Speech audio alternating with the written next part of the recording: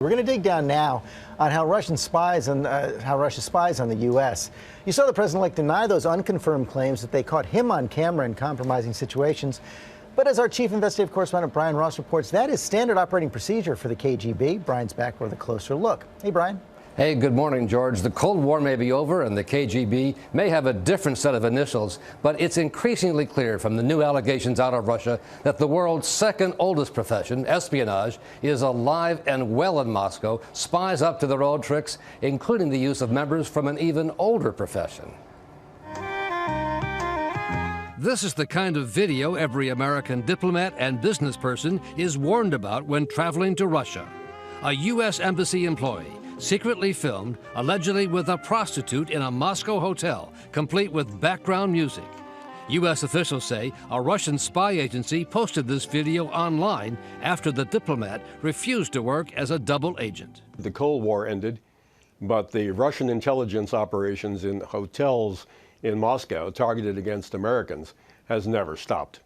Which is why U.S. officials felt they could not simply dismiss the unsubstantiated allegations that the Russians had targeted Donald Trump when he traveled to Moscow in 2013 for the Miss Universe contest. Trump claimed Wednesday he was too smart to fall for any such Russian trap. In those rooms, you have cameras in the strangest places.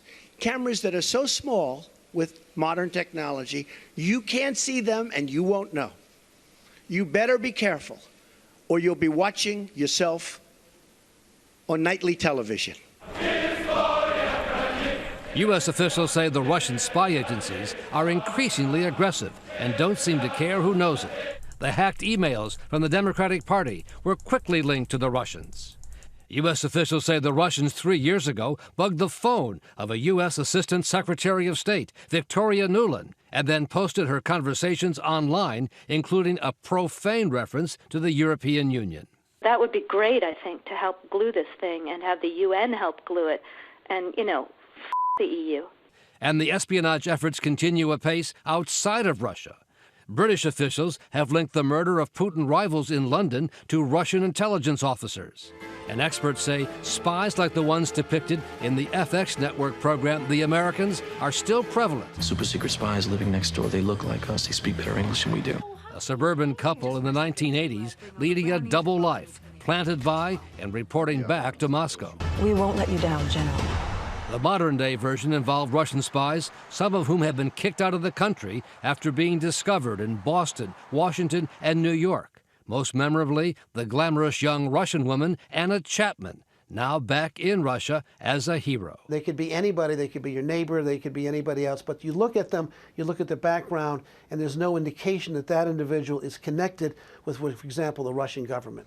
Experts say such undercover operations are a technique favored by a former KGB colonel who's now the Russian president, Vladimir Putin.